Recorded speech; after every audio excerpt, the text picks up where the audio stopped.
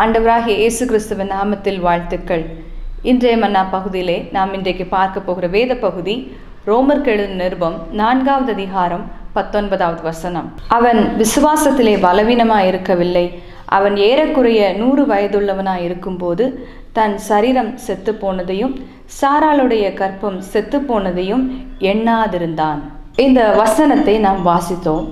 இதில் எதை குறித்து சொல்லப்பட்டிருக்கிறது என்று சொன்னால், விசுவாசம் ஆபிரகாமுக்குள் எப்படியாக காணப்பட்டது, அந்த விசுவாசம், அப்படிப்பட்ட விசுவாசம் அவனுக்குள் இருப்பதற்கு எதை எண்ணிக்கொண்டிருந்தார், எதை எண்ணாமல் இருந்தார் என்பதை குறித்து தான் நாம் பார்க்க போகிறோம். நம்முடைய விசுவாசத்தை காட்டிலும் ஆபிரகாமினுடைய விசுவாசம் அது மிகவும் சுத்தமுள்ளதாக இருந்தது. அதில் எந்த கலப்படமும் இல்லாமல் ஒரு பரிசுத்தமான ஒரு விசுவாசம் மட்டுமே அவரிடத்துல காணப்பட்டது. இந்த வசனத்தை நாம் பார்க்கும் பொழுது, ஆபிரகாமுக்கு அவருடைய முதிர் வயதில் இருக்கும் பொழுதுதான் ஒரு காரியத்தை ஆண்டவர் அவருக்கு வாக்கு பண்ணுகிறார். அந்த வயது, அந்த காரியம், தேவன் வாக்கு பண்ணுகிற காரியம் நடைபெறுவதற்கு உலக பிரகாரமாக சாத்தியமில்லாத ஒரு காரியம். என்னவென்றால், 100 வயதில் ஆண்டவர் சொல்லுகிறார், ஆபிரகாமே, உனக்கு ஒரு பிள்ளையை நீ பெற்றுக்கொள்ளப் போகிறாய் என்று சொல்லி ஆண்டவர் சொல்லுகிறார். தேவன் எதை ஆபிரகாமுக்கு வாக்கு பண்ணுகிறாரோ அதை தவிர வேறு எதையுமே ஆபிரகாம் நினைக்கவே இல்லை.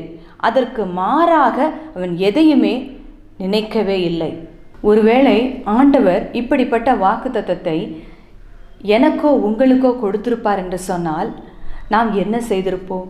எவ்வளவு மருத்துவர்களை போய் பார்க்க முடியுமோ நம்மால் முடிந்த வரைக்கும் எல்லா ஸ்பெஷலிஸ்டையும் போயிருப்போம்.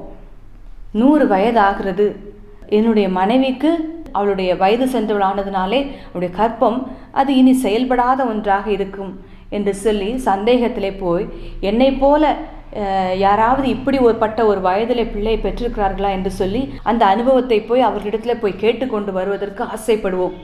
இன்னும் மருத்துவர்களிடத்தில் போய் இதற்கு நாம் எப்படி அதற்கான சிகிச்சையெல்லாம் எடுத்துக்கொள்ள வேண்டும், அதற்கு எப்படியெல்லாம் வாய்ப்பு இருக்கிறது, இன்னும் ஒருபடி மேலே போய் சாராளை கொஞ்சம் டெஸ்ட் பண்ண வைத்து இவளுக்கு இனி கர்ப்பவதி ஆவதற்கு ஏதாவது வாய்ப்பு உண்டா என்று சொல்லி அவங்களுக்கு வேண்டிய பரிசோதனை எல்லாம் செய்ய அனுப்பி வைத்திருப்போம்.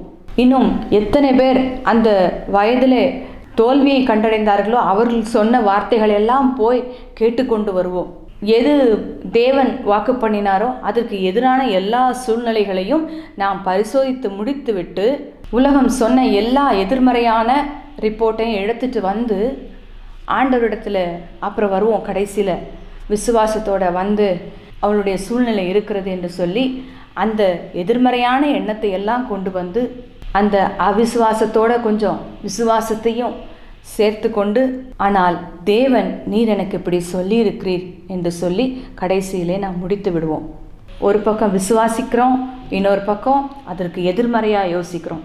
இந்த 2 யோசனைகளுமே பிரிக்க முடியாத அளவுக்கு மீண்டும் மீண்டும் ஒரு குழப்பத்துக்குள்ளேயே நாம் சிக்கி கொண்டிருப்போம். ஒன்றை நாம் புரிந்து கொள்ள வேண்டும், நாம் நினைக்காத ஒன்றினால நாம் சோதிக்கப்படுகிறவர்கள் அல்ல. நாம் எதை யோசிக்கிறோமோ அதனால தான் நாம் சோதிக்கப்படுகிறோம். இப்படி நடந்து விடுமோ, அப்படியே எனக்கு இத்தனை வயதாகுகிறதே, இதற்கப்புறம் நான் கன்சீவ் ஆகும் பொழுது அது என் சரத்துக்கு பலன் இல்லாமல் போகிவிடுமோ, இந்த உலகம் என்னை பார்த்து என்ன சொல்லும், இப்படியெல்லாம் யோசிக்கிறோம். அந்த யோசனைகளில் தான் சாத்தான் சோதிக்கிறான். எப்பொழுது நாம் இப்படிப்பட்ட எதிரான யோசனைகளை யோசிப்பதை நிறுத்துகிறோமோ அப்பொழுதுதான் எதிர்மறையான காரியங்களை நம்புவதையும் நாம் நிறுத்துகிறோம். இங்கே ஆபிரகாமுக்கு ஒரு பெரிய பலன் எங்கே இருந்தது என்று சொன்னால், எதை நினைக்க வேண்டுமோ, எதை எண்ணி பார்க்க வேண்டுமோ அதை மட்டுமே அவர் எண்ணினார். எதை எண்ணக்கூடாதோ அதை அவர் முழுவதுமாக எண்ணாமலே அவர் இருந்தார். இப்படி தேவனுடைய வாக்குத்தத்தத்தையும் தேவன் வாக்கு பண்ணின அவருடைய வாக்கை மட்டுமே ஆபிரகாம் நினைத்து கொண்டே இருந்தபடினாலே எந்த அவிசுவாசமும் உள்ளே பிரவேசிக்க முடியவில்லை. இந்த உலகம் சொன்ன எல்லா காரியங்களையும் எடுத்து கொண்டு வந்து தேவனுடைய சமூகத்திலே கொஞ்ச நேரம் உட்கார்ந்து இந்த குறைவான நேரத்திலே உங்கள் பிரச்சனையை சொல்லிவிட்டு எதிரான எல்லாவற்றையும் உம்முடைய கரத்தில் கொடுக்கிறேன் என்று சொல்லிவிட்டு நாம் போகிறோம். ஒவ்வொரு நாளும் நமக்கு விரோதமாக பல ஆயிரங்கள் அவிசுவாசமான எண்ணங்களுக்கு விரோதமாக நாம் போர் செய்ய வேண்டும். அப்படி இருக்கும் பொழுது ஒவ்வொரு நாளும் நாம் செலவிடுகிற இந்த சில மணி நிமிஷங்கள் மட்டுமே இவ்வளவு பெரிதான போராட்டத்தை மேற்கொள்ள நமக்கு போதாது. இந்த உலகம் கொண்டு வருகிற இவ்வளவு எதிர்மறையான காரியங்கள், இவ்வளவு கழிவுகள், இவ்வளவு அவிசுவாசமான பேச்சுக்கள், இதையெல்லாம் நீங்கள் உலகத்திலிருந்து சுமந்து கொண்டு வந்து உங்கள் அனுதின வாழ்க்கைக்குள்ளாக அது கலந்து விடும் பொழுது உங்கள் விசுவாசம் அங்கே குறைவுபட தொடங்கும். உங்கள் விசுவாசத்துக்கு இதெல்லாம் தடையாக அது காணப்படும். ஆனால் பலமுள்ள விசுவாசம் நாம் எங்கே பார்க்க முடியும் என்று சொன்னால் ஆபிரகாம் இடத்திலே தான் நாம் அதை கற்றுக்கொள்ள முடியும். ஆபிரகாம் இடத்திலே பலமுள்ள விசுவாசம் இருந்தது. காரணம், உலகம் சொன்னதை அவன் பார்க்கவில்லை. தேவனுடைய வார்த்தை என்ன சொன்னது, தேவனுடைய வசனம் என்ன சொன்னது, அவர் எதை வாக்கு பண்ணினார் என்பதை மட்டுமே அதை யோசித்து கொண்டிருந்தார், அதையே எண்ணிக்கொண்டிருந்தார்.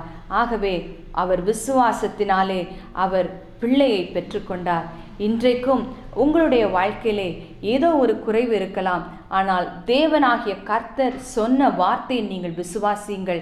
அந்த குறைவுகளெல்லாம் கிறிஸ்து இயேசுவுக்குள் மகிமையிலே நிறைவாக்குவார். உங்கள் விசுவாசத்திற்கு எதிராக வருகிற எந்த காரியத்திற்கும் நீங்கள் எண்ணாமலே இருங்கள். நாம் ஜெபிப்போம். எங்களை நேசிக்கிற எங்கள் அன்பின் பிதாவே, இந்த காலவெளியிலும் நாங்கள் கேட்ட வார்த்தையின்படியாக ஆபிரகாமிடத்திலே காணப்பட்ட பலமுள்ள விசுவாசம் எங்களுக்குள் வர வேண்டும். ஆண்டவரே, இந்த உலகத்திலே நாங்கள் பிசாசை எதிர்க்க வேண்டும். ஆண்டவரே, நாங்கள் எண்ணக்கூடாதவைகளை நாங்கள் எண்ணக்கூடாது. எதை நாங்கள் எண்ண வேண்டுமோ அதை மட்டுமே நாங்கள் பிடித்து கொள்ள ஆண்டவரே எங்களுக்கு நீர் உதவி செய்வீராக. உலகம் சொல்லுகிற 1000 எண்ணங்கள் இருக்கலாம், 1000 கருத்துக்கள் இருக்கலாம், 1000 யோசனைகளும் ஆலோசனைகளும் இருக்கலாம். எங்கள் சிந்தனைகள் எல்லாம் உம்முடைய விசுவாசம் உள்ள ஆண்டவரே உம்முடைய வாக்குத்தத்தங்களையே நாங்கள் நம்ப எங்களுக்கு உதவி செய்யுங்க. ஒவ்வொரு நாளும் ஆண்டவரே இன்னும் எங்களுடைய விசுவாசம் பலப்பட எங்களுக்கு கிருபை செய்யும். இயேசுவின் நாமத்தில் கேட்கிறோம் ஜீவனுள்ள நல்ல பிதாவே, ஆமேன். கர்த்தர் தாமே உங்களை ஆசீர்வதிப்பாராக.